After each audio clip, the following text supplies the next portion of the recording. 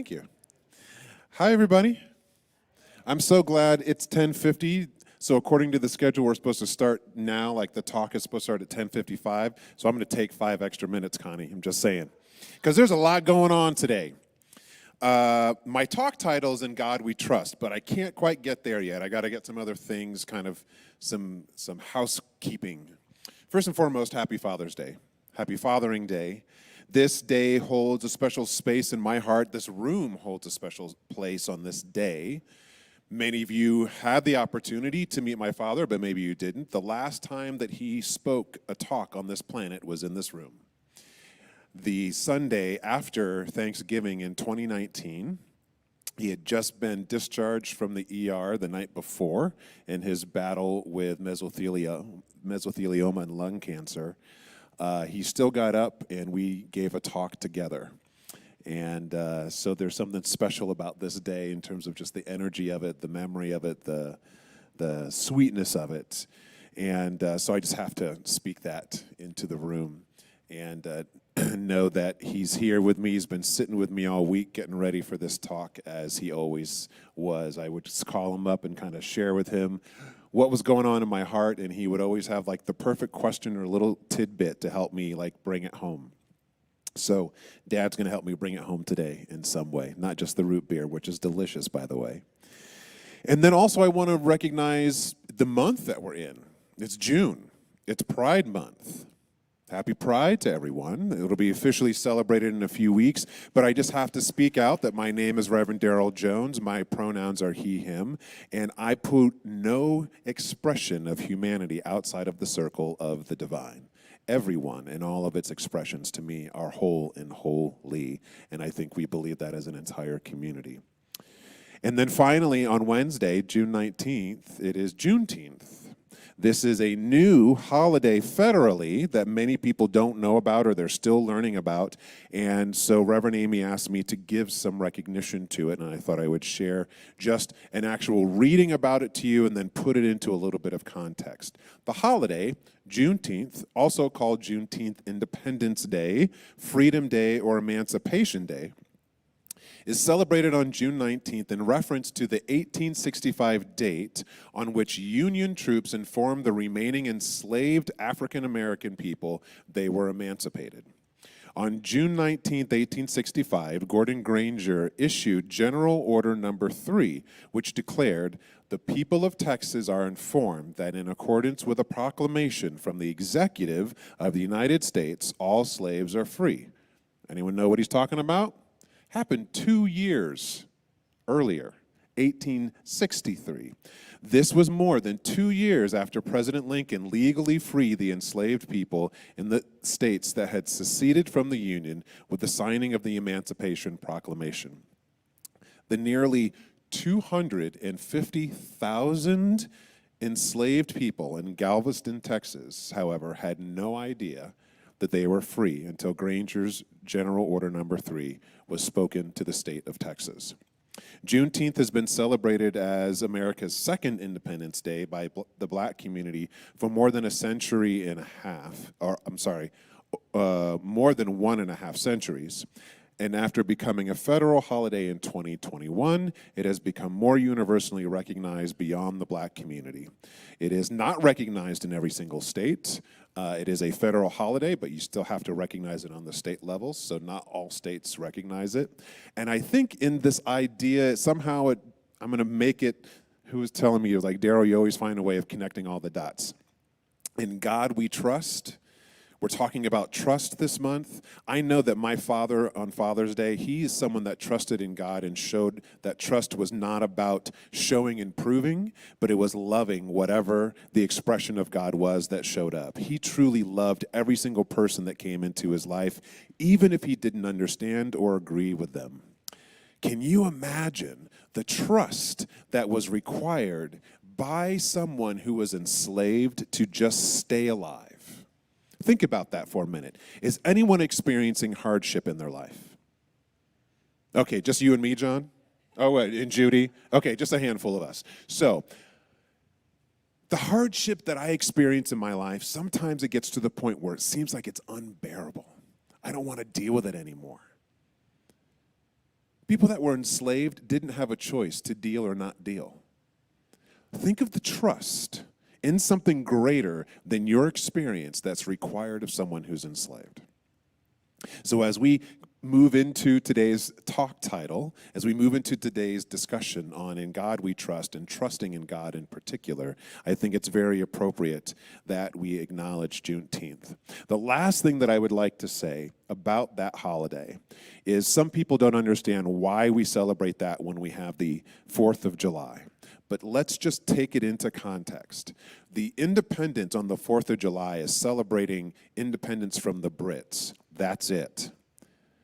It was a great thing. It's a thing to celebrate. But the truth of the matter is, in terms of this house known as our United States, there's some creaks under the floor.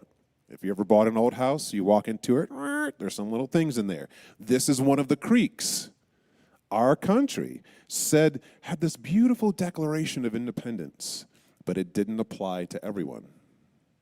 So this is another celebration. This is another evolving. This is another understanding of how freedom is something that is constantly being peeled away like that onion layer. There is not one thing, one state, one static moment of being free. There are constantly things. There are creaks in the floor. There are little things under the surface that we need to look at within ourselves, within our communities, within our country, that will only liberate us, but sometimes it's a little stingy. And this is one of those things that can be a little stingy, but ultimately, it's still something to celebrate.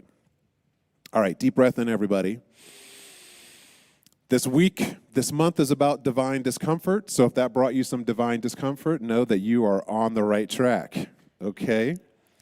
And the talk title, I chose In God We Trust. Now, I just have to pepper this in there, and then I'm going to leave it, and you can chew on it all you want. I think that phrase, In God We Trust, where did I lift that from?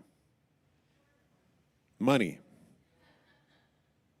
In God We Trust. This federal organization known as the United States that we live in, we say that there is separation of church and yet we say In God We Trust in the middle of our very state.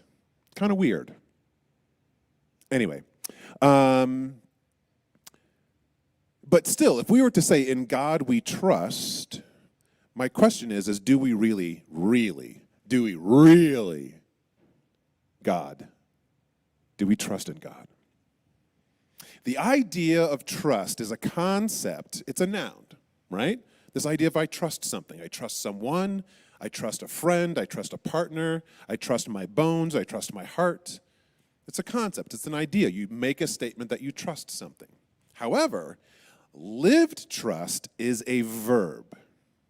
There's a verb version of trust and there's a noun version of trust. Tracking so far? People online, if you're not tracking, that means you're multitasking. Just a reminder, all that stuff can wait. Close the other windows, put down, turn off the TV. Focus. Let's get into this conversation. Trust requires action on our part. Trust is something that calls us to practice it whether we know the path to a certain outcome or not. Trust requires action on our part.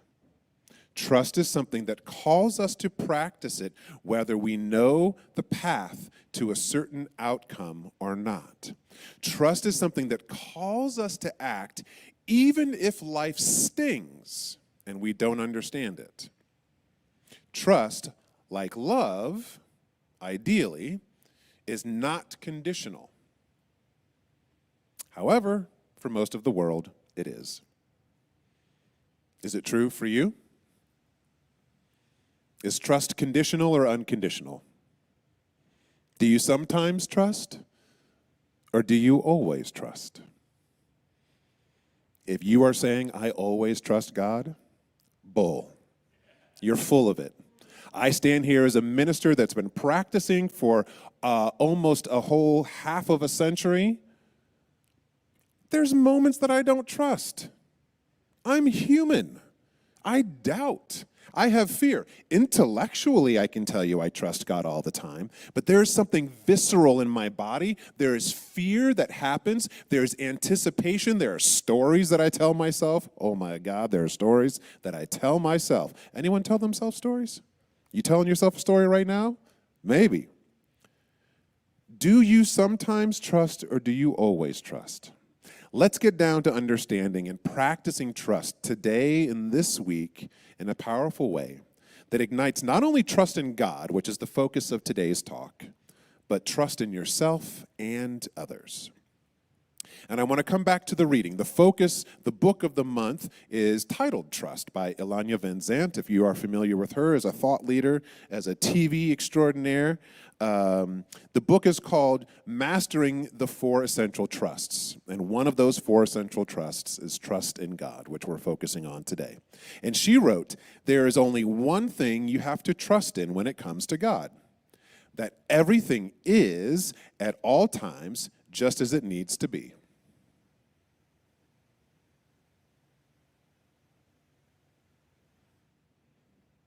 That's all we really need to do. Finish this phrase for me if you know it. God is good. Okay, do you believe that God is good all the time? Do you trust? You can say that. God is good. Do you trust that? Do you really trust it? You cannot trust what is going to happen, what might happen, or what has happened in the past. This is going on with her quote. These things are grounded in perception, speculation, and experience. What you can trust is that whatever happens is what is required for our growth and evolution. And that process is good, even if it hurts a little or a lot. So in the section titled Trust in God, one of the chapters is called God and Gravity. And she goes into really trying to get the reader to embrace this idea that God is not an entity or a person, that it is a law. Does that sound familiar to anyone? And she has this anonymous quote at the beginning of the chapter that's kind of humorous. And it uses the word man, but I'm going to say humanity. It says, humanity says, show me and I'll tell you, and I'll trust you. Show me and I'll trust you. God says, trust me and I'll show you. You feeling it? Let me say it again. Humanity says, show me and I'll trust you. And then God says, trust me and I'll show you. This is a clever idea, and it kind of like gets you thinking about this idea of trust. It illustrates our human nature to be conditional, I think. We will trust, love, and accept and celebrate if you show me and give me a reason to. You may have even said these words yourself. Trust is earned. Anyone? I've said that before. This ultimately is withholding. It is withholding. We deny our natural capacity and ability to love, trust, celebrate, and appreciate life unless we are given a reason that we like and understand. Right? We're given all kinds of reasons that we don't like and understand, and that's often where we get in trouble. In our minds, this seems to make sense, right? Give me a reason and I'll trust you. But it really doesn't work very well for a deeply engaged and connected life. If you want to live a deeper, more connected life with your understanding of the divine and the people around you, then that conditional, show me and then I'll trust, it really does not support that. There's so much uncertainty in our lives. Literally, every single day, something is changing. Will the bus show up on time? You think you know. You've got an app that tells you it's 2 minutes away, but there's some traffic that inevitably happens. Will the coleslaw be vinegary or creamy like I like it? You may have gone to the restaurant before, but there may be a different chef that decides to mix it up a little bit. Now, I'm being a little, surface level, but just think about There's so many levels of uncertainty happening every day. And if we were to really embrace this idea of show me, then I'll trust you, would you even leave your house? There's so much uncertainty waiting for you. If we waited for life to show us everything we need to know before trusting it, if we didn't leave the house, our life would be much slower.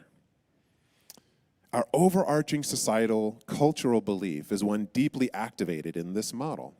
I'll trust you, but only if you give me a reason to trust you and continue to give me a reason to trust you. So it's not just earned once, you got to keep showing and proving along the way. The challenge is most of the world isn't patient enough for this model to even eke out some trust. Think about that. Trust doesn't just happen. The proving doesn't happen right away. Sometimes it evolves. But are we really willing to wait?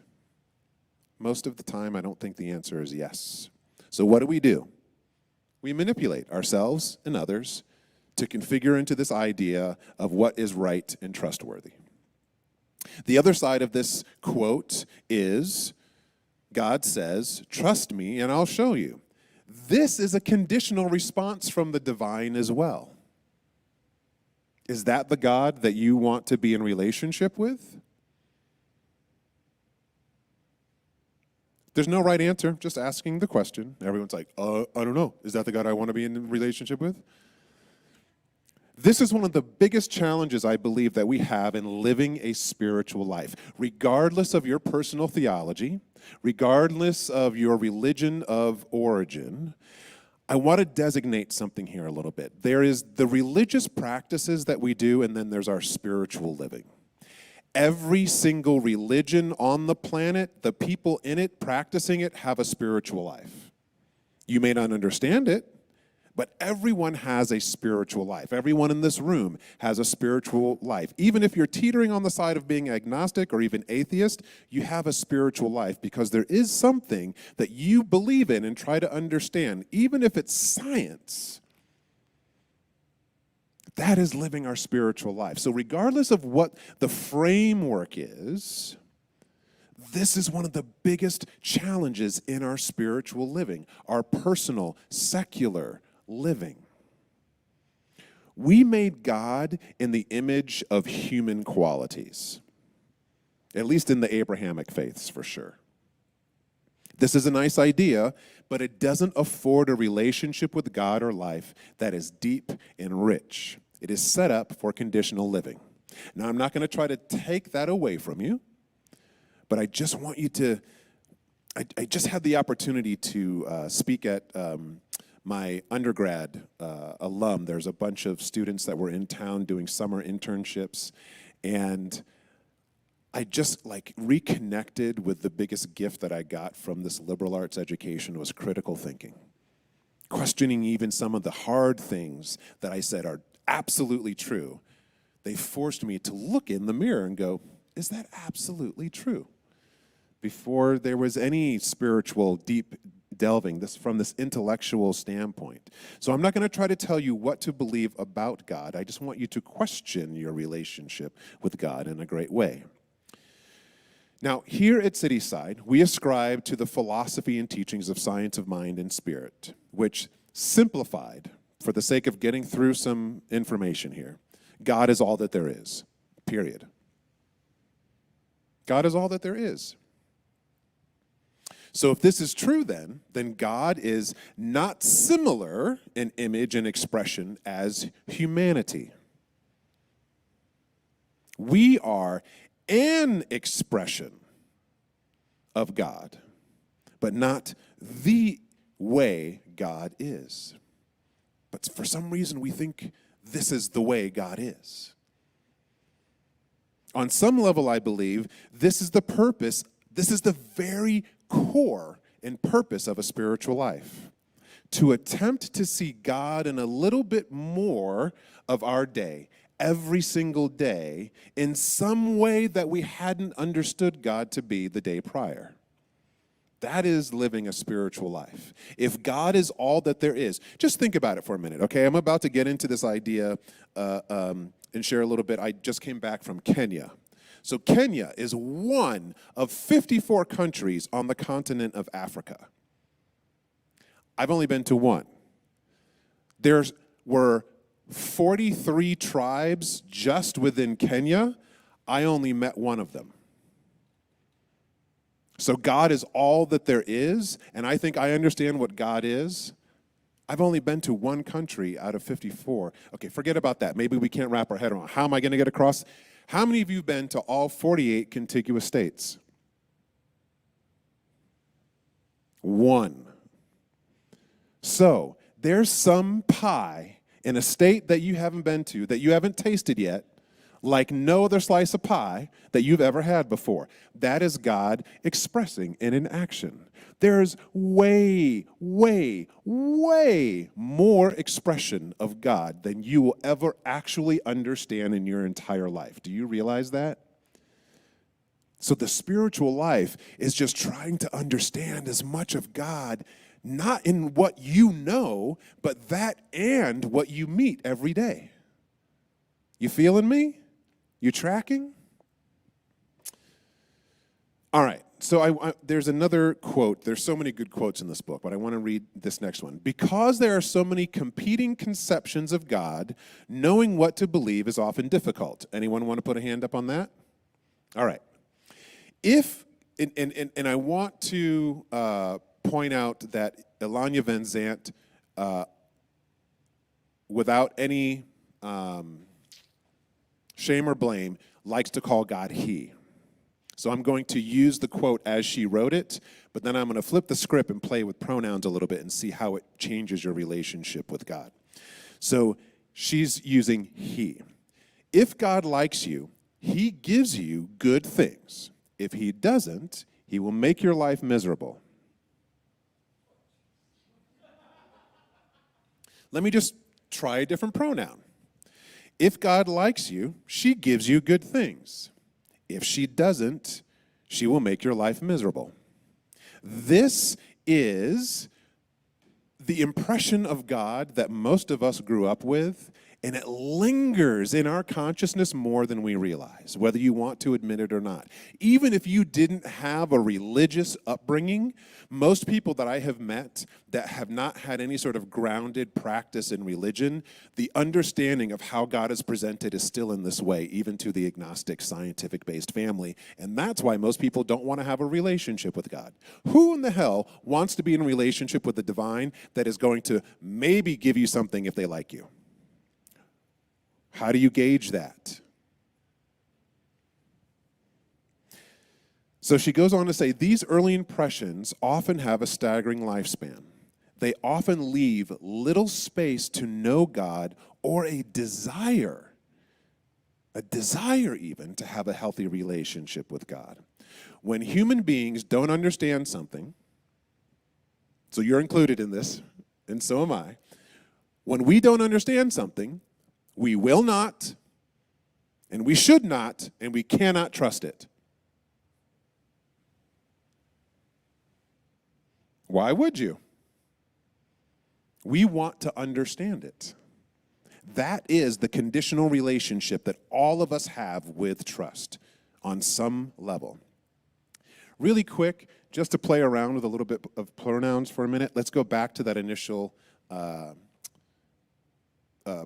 sentence. If God likes you, it gives you good things. If it doesn't, it makes your life miserable. When I use the word it, do you have an image of a person in your mind? Maybe it's still lingering there from the he's and she's.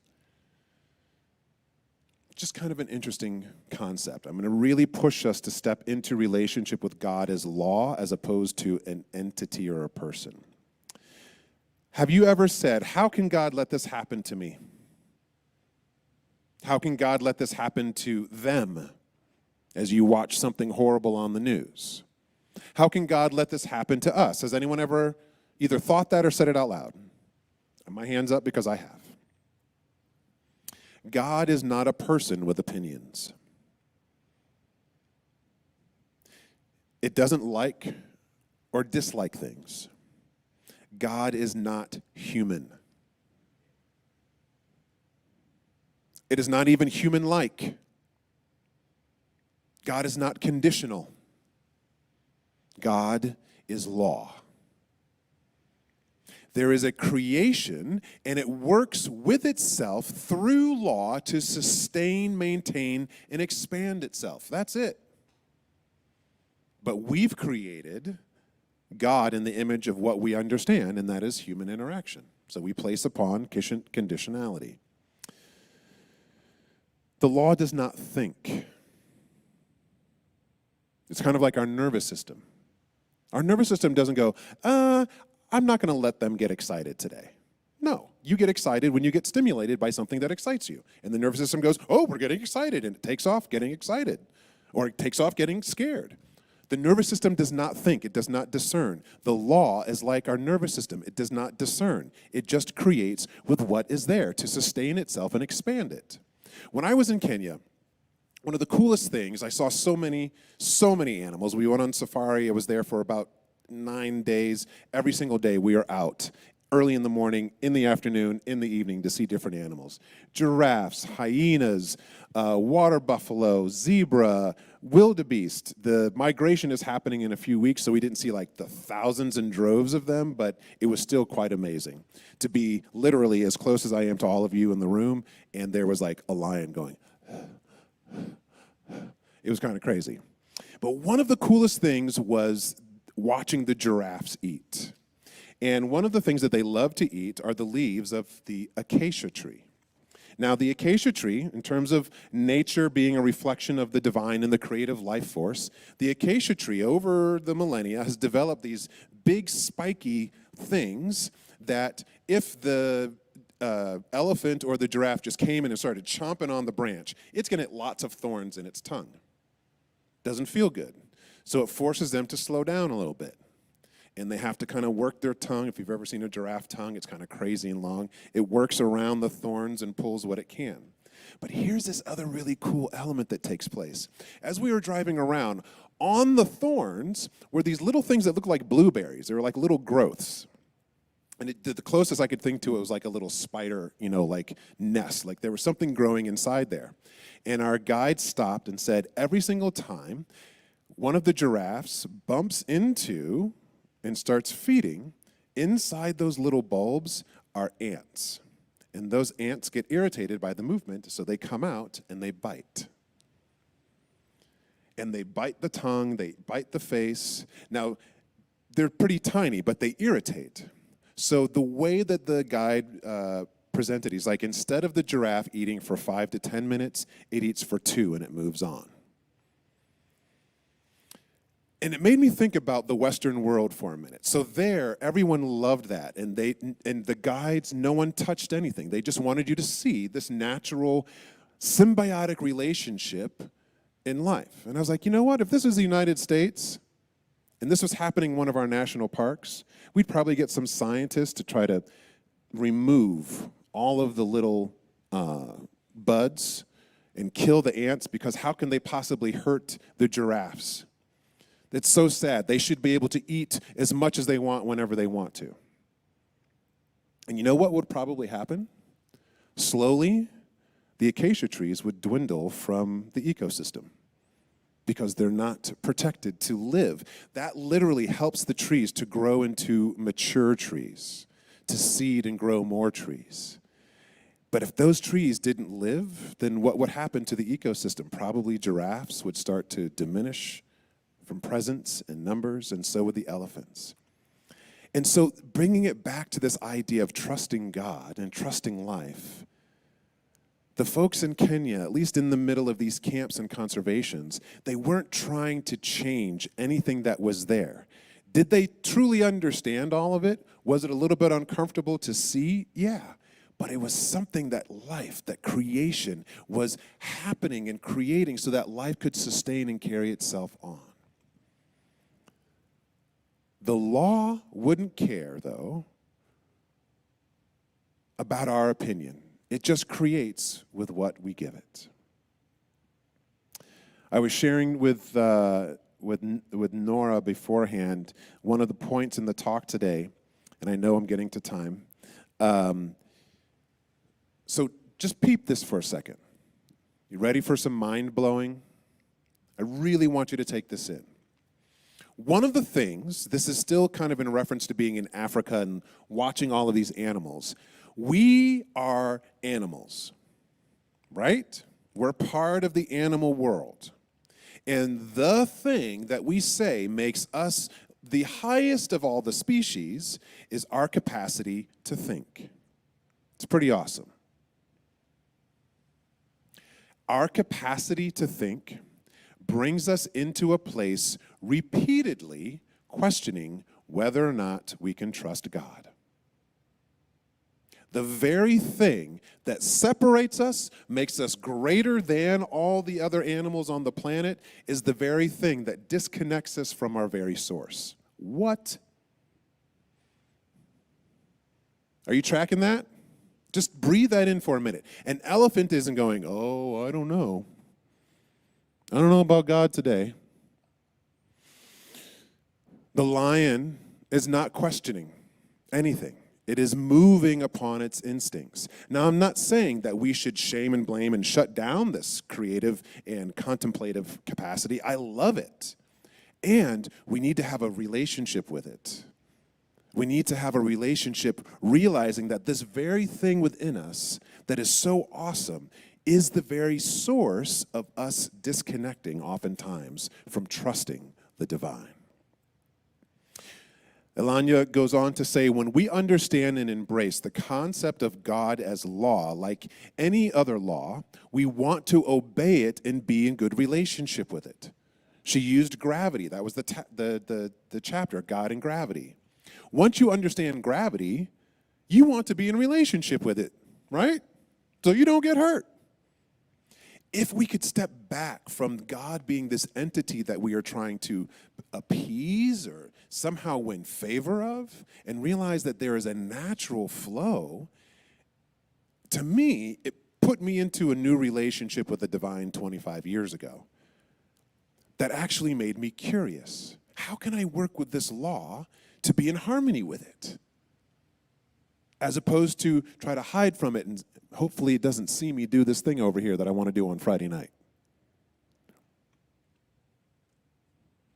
When we understand and embrace the concept of God as law, like any other law, we want to obey and be in good relationship with it. However, when we hold the concept of God as a person with human traits and characteristics, we believe we can get away with the same quote-unquote unlawful behavior the way we do with other human beings. When you are learning to trust God, yourself, you must use spiritual tools to support yourself. Trust is not something you can convince yourself of, nor is it an intellectual process. Trust is both a spiritual tool, so it's something that you practice like you do prayer and meditation, you pull it out, and trust is a spiritual process, which means you must have a spiritual foundation and an approach to activate this energy of trust in your heart and mind. Unfortunately, she says, when trust is challenged, much of what you believe and know about your spiritual foundation takes a back seat to the ruthlessness of the ego. There's a Harvard study and where are they from? The National Science Foundation that has shown that there's an 80-20 relationship in terms of the quality of our thoughts and thinking. 80% of them are negative, 20% of them are positive.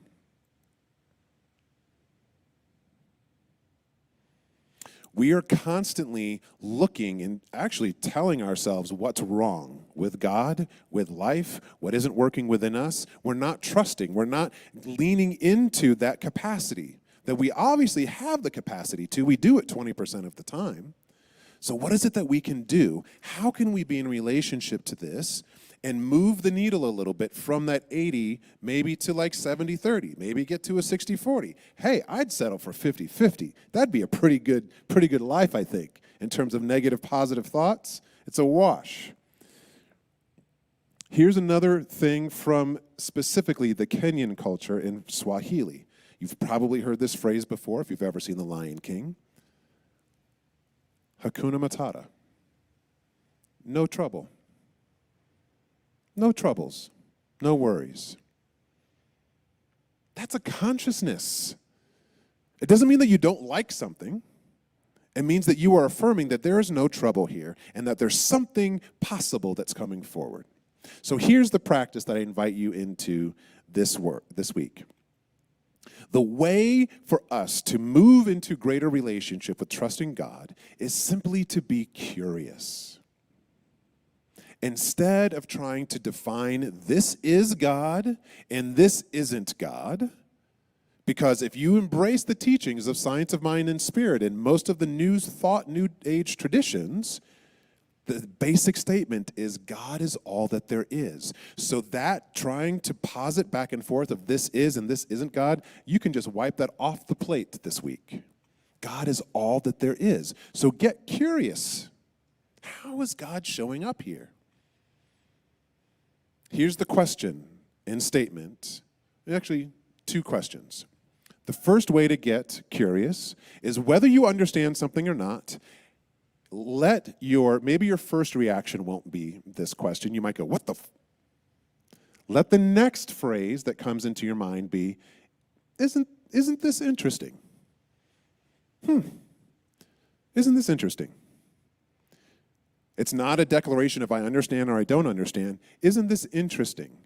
When I say that's interesting, my body naturally wants to go like this. I want to lean in and learn a little bit more. That's interesting. And then after you say, isn't that interesting? Followed up with, what good may come from this? You don't have to know. Asking the question, what good may come from this, opens your mind and heart out of that 80-20 space to maybe 70-30. It's giving an opportunity for the goodness of God to reveal itself, which is always there. You may not understand it, it may not feel good, but if God is all that there is and it's working towards your greatest good, then all we really need to do, this is the path of the spiritual life, is to ask ourselves, what good may come from this? You may not get the answer in 5 minutes, y'all. It may take 5 years. And probably you'll get an answer, and 5 years later, all of a sudden you'll get another revelation. I'm on my second marriage. The first one completed, and I was like, I had no clue what good was going to come from that. Literally every single day, I am aware of new goods that came from the dissolution of that marriage. Do I wish that upon anyone? Is that the path to understanding God? No, it was my path. We will continue if we ask the question, what good may come from this, or what good came from that? It keeps our heart and mind open and available to trust that God is all that there is and there's something there for us, especially when we don't understand it. Yes? Take a deep breath in. Close your eyes. There's a Ricky Byers tune called I Trust in God. And I want to just read some of these lyrics over to you to close out today. Let these resonate and reverberate in your heart and mind. I'm thankful, so grateful. I am one in the Spirit all around me. I'm thankful, so grateful. I trust in God. I'm thankful, so grateful. I am one in the Spirit all around me. I am thankful, so grateful. I trust in God. If you hear nothing else other than the last 4 words of that stanza, I trust in God, let that be an affirmation that you practice in your prayer and in your meditation this week. Not because you know the path, just to affirm, I trust in God. What good may come from this? And see your trust in God expand and deepen. Happy Father's Day, happy Pride Month, happy Juneteenth, happy love, happy trusting. Peace and blessings, everybody.